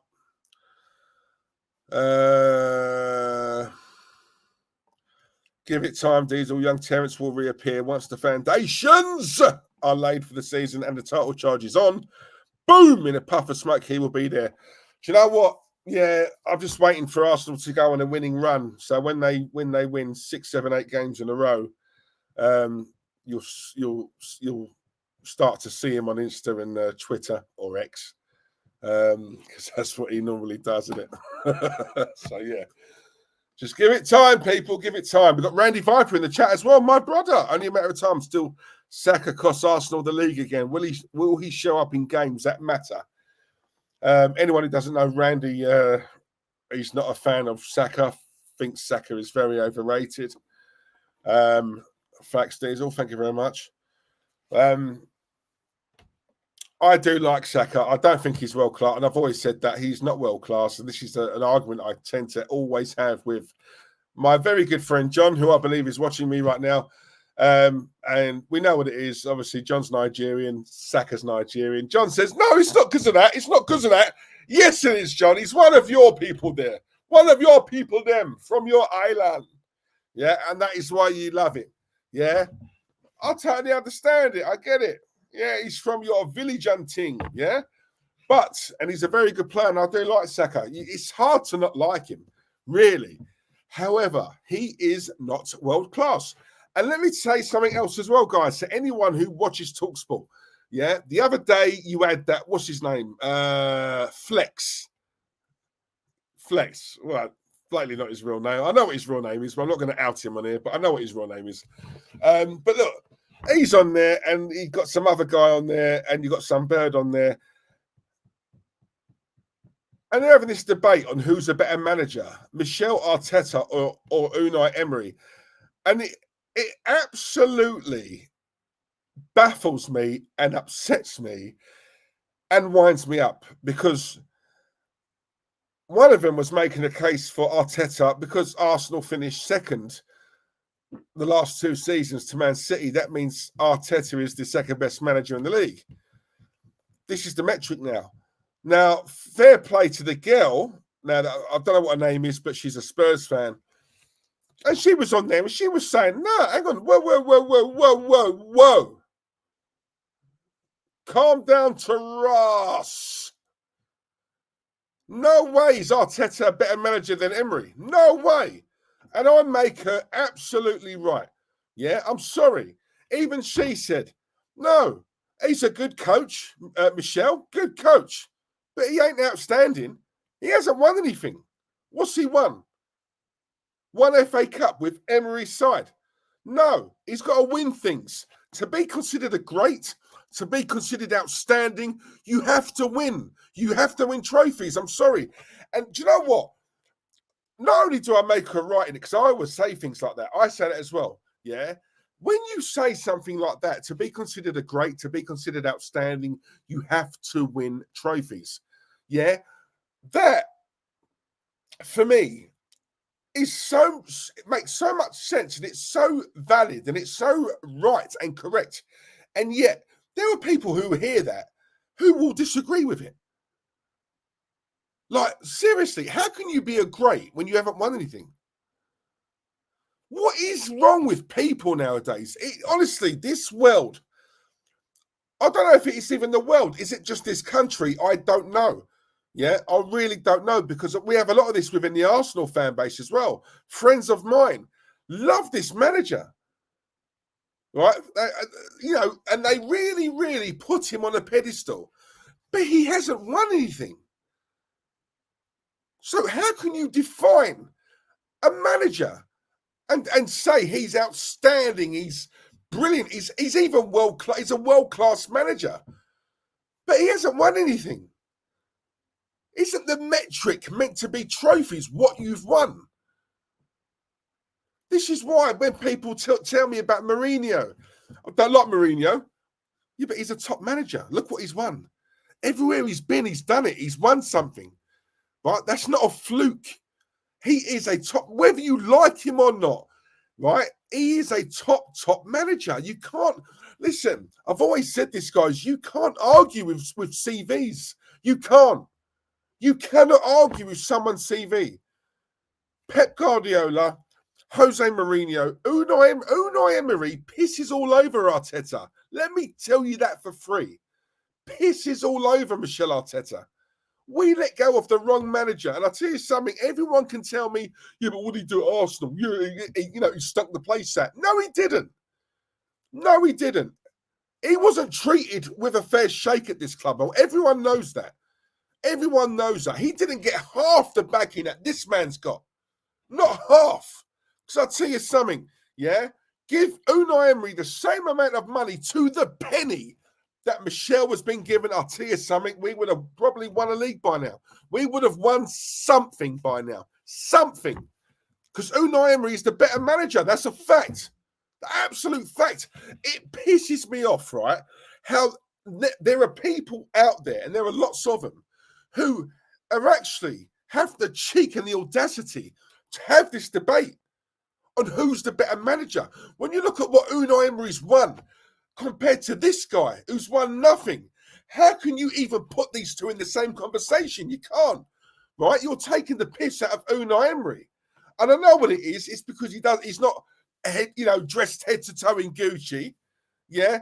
He's probably not as good looking as this Spaniard we got here. And that does count, guys. That does make a big difference. I'm telling you now, it shouldn't, but it does. Yeah. Because he is considered to be a good looking fella, this manager that we've got. Yeah. I'm telling you now, there is something in that. I don't care what anybody tells me. People think I'm bantering right now. I'm hand on heart. I'm generally not. Because all I get told, everyone's always got something to say about the way this man looks. Yeah. And he's taking people away from his attributes as a manager. Yeah. We are judging this man now on the way, on how he looks. Yeah. And what he wears. It's as simple as that. Simple as that. And it sickens me. I do not care about what he looks like or how he dresses or whatever. Yeah. I'm telling you, when people ask me who's the most underrated manager in this league, easy, Unai Emery. No one respects this manager.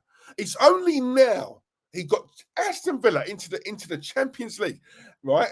And people say, yeah, but look at the state that state of the squad when Arteta took it over. What do you mean the state of the squad? We were in 5th. How was it a state? Seriously, how was this? No, it wasn't a state. Oh, right, it wasn't a state. And people are trying to tell me that he comes in on a white horse and he rescues everything. No. Yeah, but he won the FA Cup. Yeah, with Emery's players. I'm sorry, people just this. I don't know what it is. I just feel so protective of Unai Emery. I've always liked Emery. I think he's a very good manager. But I just think people really underrate this man and they really do take the piss out of him. And it winds me up because this man has won stuff.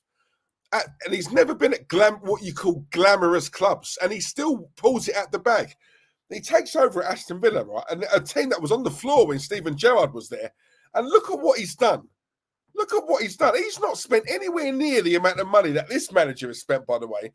And look at where he's taken them. Yeah, and they're not as big as us.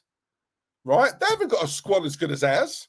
And look at what he's doing with them. Look at what he's doing. And that is, I'm telling you now, that is a manager who, if he's backed, if you back him, he will deliver something for you. I'm telling you.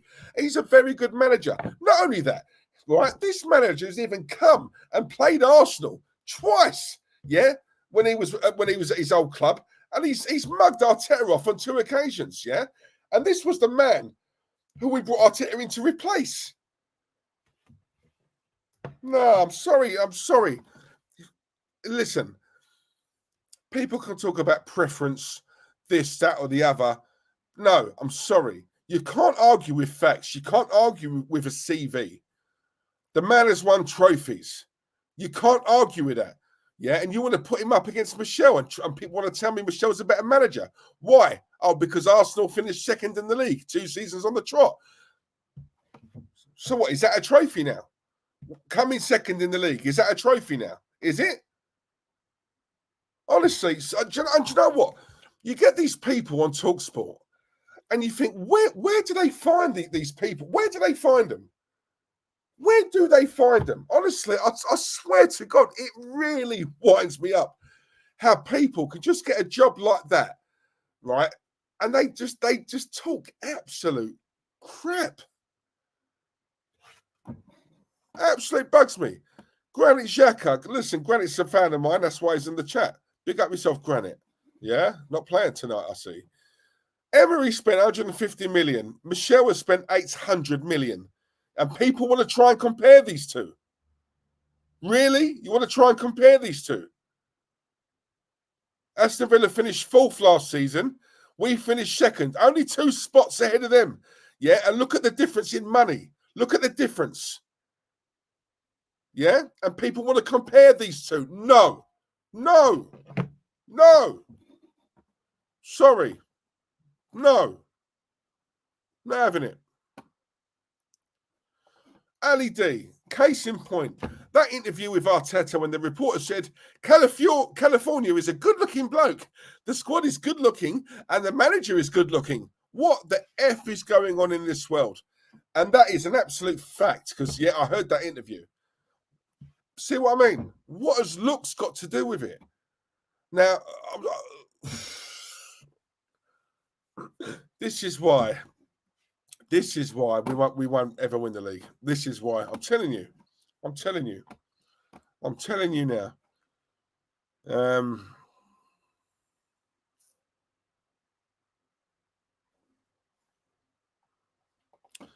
We paid 25 million for the Rice installment, 30 million for Raya, 40 million for California, and 35 million for Marino. It's over 800 million. Christ. Sometimes I regret being so good looking. I'm sure you are, Lone Star. Big up Nat Leslie as well. Nat! Dread! See you. Hello from Spain, another brilliant stream. All the educated Arsenal fans should love this guy. He says it as it is. Passionate supporter. Come on. Thank you. That's what I'm saying to you. See, it's why you all need to listen and learn. Yeah? I'm saying learn. You guys know this anyway. Emery had one. Arteta got sucked off time and patience. Facts. Football Model FC. That reporter needs to be banned, but he's obviously catering to a certain audience, sadly. Yeah, exactly. And, and this is the thing. This is the thing. And it's this. Do you know what, guys? When you, before, obviously, YouTubers, influencers, whatever you want to call us, right? Whatever. Before there were football fan channels about on YouTube, everyone used to listen to TalkSport. I mean, I still watch it now. I'm out and about, I'm driving, I've got the radio on, I'm listening to TalkSport. I personally, I prefer ESPN. I just think there's better pundits on there. I like Ali Marino. I think he talks a lot of sense. I do like Craig Burley. Stevie Nicol on there. Steve McManaman, I think, speaks a lot of sense as well. I like Don Hutchinson as well. And I like Xhaka. There's not really a lot of them I don't like on there. I don't like that Yannick Fjortoft. I think he's an idiot. But anyway, no, I do. I like the vast majority of them. But, because a lot of people now, a lot of fans, football fans are getting a bit more, they're starting to wisen up a little bit more. And I think what people are starting to realise is, when you watch these platforms, when you watch the likes of TalkSport, etc., Sky Sports or whatever, the overlap, that's another one. Yeah. People are starting to realise that these guys are chatting absolute rubbish. Yeah. There is no way that they are believing what they're saying. They are paid to do a job. They are paid to read off a script. It's simple as that. When you watch it and you think, that they mention about, oh, yeah, great goal, because he's not scored a goal. The last time he scored a goal was that game against Aston Villa last season in the 33rd minute. Do you remember? And I'm like, how does he remember that? Yeah, because I wouldn't. But, because he's got the earpiece in. He's got people, the researchers telling him stuff. They got a script. Yeah, they got a script. Apart from Roy Keane and Graham Souness, all the others talk a lot of absolute fart. Yeah, and they talk a lot of rubbish. Yeah, it's as simple as that. All right, they have an agenda, they have a narrative, and this is why a lot of these YouTube channels are so successful and getting bigger and bigger and bigger. Because what would you rather do? Would you rather watch this TalkSport and all these platforms like it's EastEnders, like it's a soap opera? You're watching something, and you know that they don't mean what they say. They're just doing it because they've got to say it because they're being paid. Or do you watch a football channel, an actual football YouTube channel, you know, by a fan, because no one's paying us. Yeah, and obviously, you know, don't get me wrong, a lot of, you know, bigger than mine, and, you know, they're getting paid and all that. But there's no narrative with, well, not all of us, a few of us, right? You know, we're speaking how you guys see it, right? We're speaking from the heart. We're passionate, right? You know, we didn't have etiquette lessons, or we're not media trained, right? We're speaking as if I was with you boys down the pub. That's how we're speaking. It's as simple as that. Yeah? Speak the truth. It's so woke now, and this cancel culture, and it's all this absolute rubbish where got to a point now where people can't say what they really want to say. I've had certain people, and I won't out them on here, but I've had certain people message me on X, private message and all that, saying, listen, between me and you, I watched your stream last night. I totally agree with everything you said there. Yeah. Now, look, some of these people, right, I've got big channels. Yeah. And they, I don't know whether they just glanced on YouTube and they come across this. I don't know. Right. But the impression I got from that was, see what you said there, Diesel. I'd love to be able to say what you said on my channel, but I can't because, do you know what I mean? It's like I've got this agenda, and I'm trying to grow my channel, and it's growing, and it's only growing because I'm sort of pro this and I'm pro that. So if I started saying what I really feel and I'm going against what I have been saying, then I'd be found out as a fraud. You know, it's listen, certain people are on here for the wrong reasons and certain people are on here for the right reasons. It's as simple as that. You know, people are on here just to push this agenda. And I've said this to you guys before, you know, some of these people who I spoke to, who I was speaking to, you know, when I was on Claude of the Bansters, you know, some of those people who come on, we went on theirs, yeah, they think the exact same as me. And then as soon as that camera starts rolling, they go into actor mode, and they start spouting all this nonsense that we both know they don't believe in. It's just, you know, they're doing it for the cameras. It's as simple as that. You know, it's, be honest, you know, don't cheat your subscribers, you know, don't cheat them, because that's all you're doing. Like, you're making them look like dickheads, really. That's like me trying to cheat you. I wouldn't do it. I'll tell you guys what I genuinely feel. You've been watching me week in, week out. You know, yeah, I could not keep up this pretense. Yeah, I can't. I'm a passionate man. What you see is what you get. You know, the saying we have in London, you know, you're either a proper person or you're not. You're proper people. Yeah, are you proper people? He's a wrong one. You're proper people. And, you know, you guys in the chat, you're proper people. It's as simple as that. Speak the truth, right? Speak the truth. We have enough lies and rubbish by watching the news and buying a paper and opening it up and reading everything you believe. Yeah, this country's finished. This cancel culture, how many people are woke? Yeah, player of the match. You can't say man of the match anymore. You know, we've got transgenders in our men's sport, women's sport. And it's absolute nonsense. The one thing we should always have is freedom of speech. That's the one thing that we should always have. And even that's going now. But you know what? As long as this channel is still going strong, I'll tell you something now. Yeah, you will never, ever, and I promise you guys watching me right now, I promise you this, hand on heart. Yeah, if I'm lying, I'm dying. I will never, ever, ever turn into one of those people. I will never, ever be fake. Never. I tell you exactly how I'm feeling, what I feel, what I believe in. If people like it, great. If you don't, that's on you. I'm sorry, but that's just how I am. It's as simple as that. And I promise you, you stay with me, guys. Stay with me as and when I do stream. I promise you, I will give you everything, the whole truth and nothing but the truth. I promise you. Promise you. Boom. Simple. Carl Walsh Gunner, I'll see you, brother. Brother. Big up Diesel, top man. Up you well, mate. Up you well. We are winning nothing again, bro. Mate, I'm with you. I am with you. got to go. Definitely hit up Yard, man. It would be a great stream. He was also on with Lee. Nice one, Lenny. Top man. Lenny. Love it. Lone Star, Diesel and I only agree 10% of the time, but we were bandsters together and he wouldn't hesitate to buy me a pint. Mate, of course I wouldn't. You know that. No, listen, we don't agree. Do you know what? And this is the one thing I will say. This is what I love. Yeah. And I just wish we had more of this. Lone Star Londoner, guys, for anyone who doesn't know Lone Star, when I was on Claude and the Bandsters with Claude and Young Terence, yeah, Lone Star was in that chat every single time what we streamed, every time. So he's been with us from day one.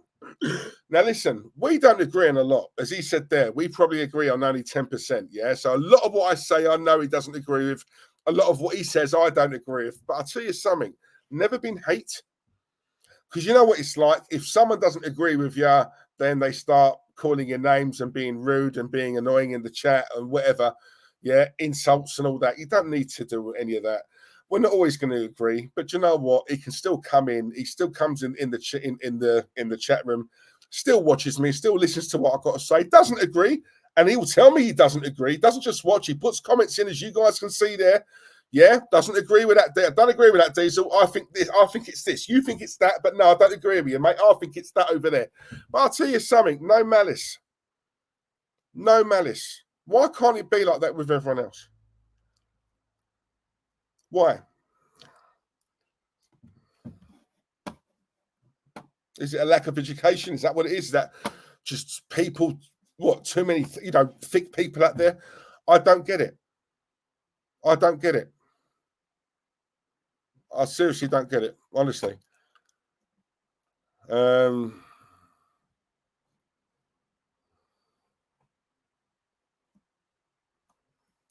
Where's that comment? Hang on. Lone Star Emery is a brilliant manager, though. Lovely. Exactly. Guys, smash the likes as well, please. If you haven't already. I was going to say something to you guys. I'm trying to think of what it was. What was it? What was it?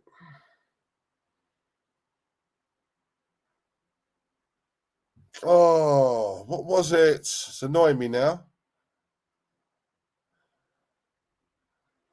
Oh, I can't remember. It'll come to me, guys. I tell you what, though, there's one thing I will say.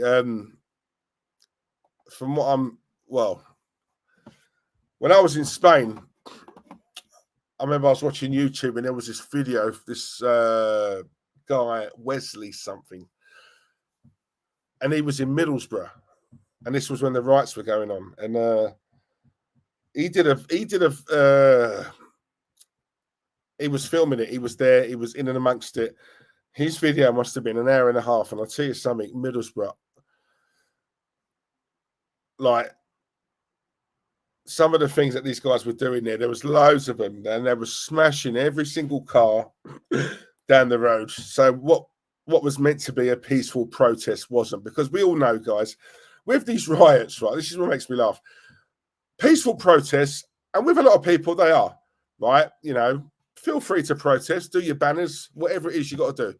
However, there's always this element, there's always that minority of troublemakers who just, they hear peaceful protests. What they really hear is, oh, riots, we can loot, yeah, smash things up. And in Middlesbrough, every road they walked down, they smashed every window, every car window in, yeah. I mean, really, why? Every car window, they were smashing the front windows of some of the houses, right? They torched 2 or 3 cars on fire, yeah. This one kid broke this door down, ran into the house, must have robbed it. He was in there for about 5 minutes, robbed it, grabbed what he can, and he come out. And I'm just looking at it, and I'm thinking, it's just how it's like. Shit. I look at, how do you tackle that? Yeah, they're getting these wheelie bins, right? They're torching the wheelie bins, and then they're charging them into the police, and it's like something's got to give here. Seriously, how has it got this bad?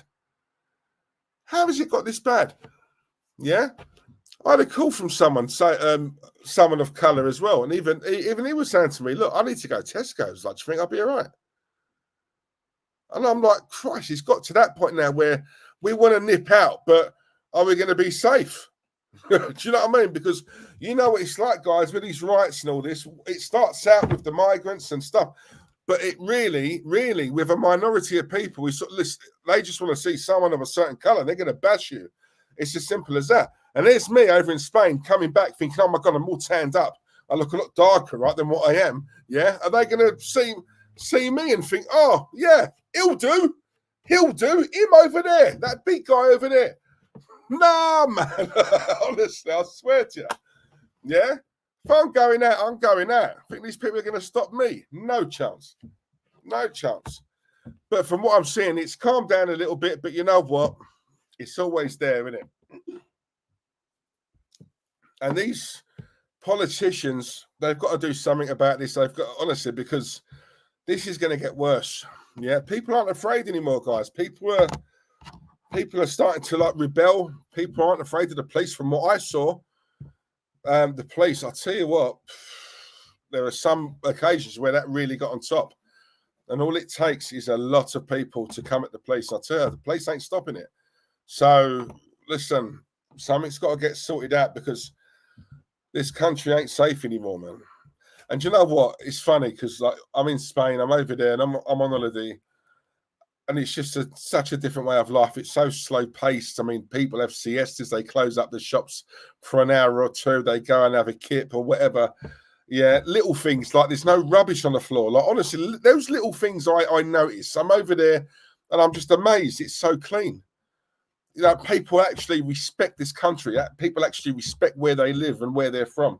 Yeah, it's like over here, people chuck the tissue or a packet, a crisp packet, and they chuck it on the floor when there's a bin right there.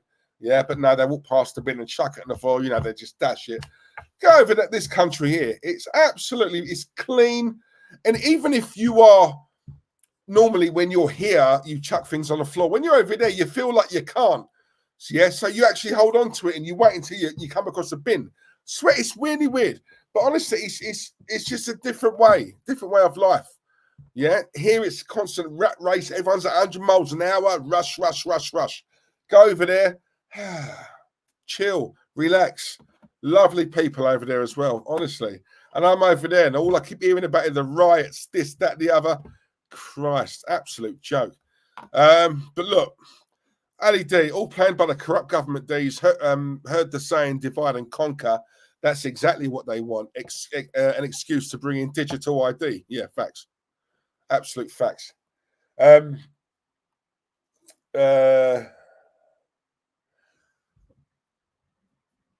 Oh, God, I was going to say, my memory's getting terrible.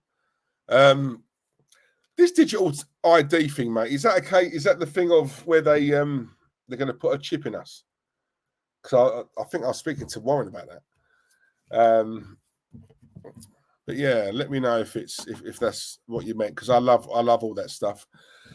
Speaking of Warren, he will be doing something on this channel. I can't remember what it was. I think it was Hitler. Yeah, that was it. Yeah, so he's going to do something about that. And yeah, we're just obviously trying to work on a date where he can do that. He'll come on and do his thing. Yeah. But yeah, listen, other than that, man, it's 3 points. Listen, funnily enough, we're actually playing Aston Villa on Saturday, I believe. I think that's our next game. I think we're away to Villa. So yeah, let's see what happens there. And hopefully, what's today? Monday, Saturday. So that Merino should be through the door by then. Listen, this transfer window has been absolutely dead. It's really pissed me off. I can't lie to you guys. I think it's an absolute joke. For a club who finished second, only 2 points behind Man City last season, I really was expecting a statement of intent this summer, especially when, do you know what, for me, what would have, if just say I'm in charge of Arsenal, just say I'm theoretically I'm in charge, I'm Edu, yeah, oh no, so I'm the Cronkies, right? I'm looking around thinking, do you know what, Man City ain't bought anyone yet. Liverpool ain't doing anything. Liverpool have bought no one. Man United have bought a couple of players. Tottenham ain't bought anyone. Yeah, Solanke, but at the time they hadn't bought anyone. No one's really. These clubs are closest to us, to Liverpool's, to Man City's. They're not really doing anything, right? If anything, that would be an incentive for Arsenal. That would be an incentive for Arsenal to think, do you know what? While these guys are sleeping and, being a bit quiet and dragging their heels, let us go out and get some, 2 to 3 or even 3 or 4 quality players, right? Quality players of quality. You know what I'm saying? Let's take these clubs by surprise. And yet, nothing, absolutely nothing. California, and that's about it. Yeah, that is literally it. One player since the season ended last couple of months ago, and that's it. Nothing else. I'm sorry. I think it's wrong. Arsenal are just happy for top 4. Now, I've always said that, guys. I'm not just saying it now. I've been saying that for months. You guys know that. They are happy with top 4. Anything more than that is a bonus. Yeah, they should be doing what's required and coming correct. Yeah, and doing whatever it takes to pit Man City and to get to that number 1 spot. But actions speak louder than words, as they say. Lone Star, got to run. Great to see you. More content more often, please. Lone Star, I love you. Thank you very much for coming by, mate. And I wish you well. Yeah, have a great evening. And yeah, on that note, guys, I'm gonna. What time is it? 10 o'clock. Bang on. Right, I need to go as well. So yeah, and listen, guys, look, as Lone Star said there, more streams. I've got to do more streams. I know this. I know. And to compensate for that, that's why I do these long ones. So yeah, but I was going to say, I'm looking to do some watch-alongs this season as well. Do you think I should? I don't know. Do you think I should? Is everyone else doing them? Is it worth me doing them? I don't know. I suppose certain games I will. If I'm watching it at home, I might as well jump on here, right?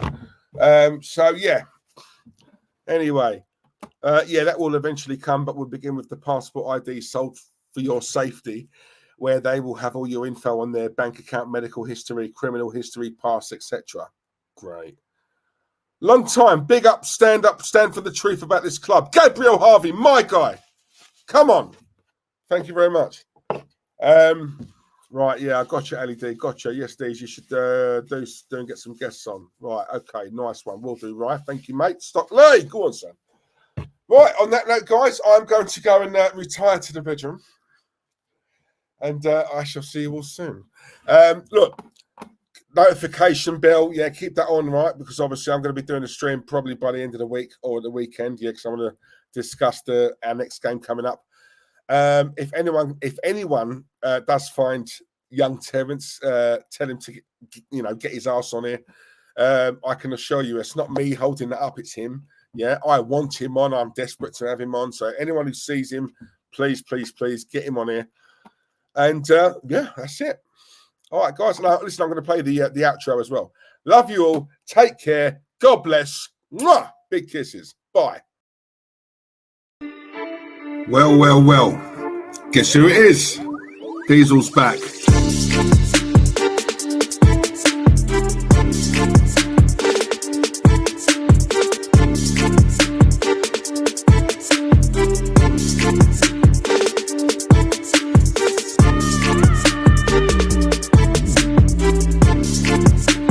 Join me, subscribe, but get the word out. Diesel's back, and he ain't going nowhere.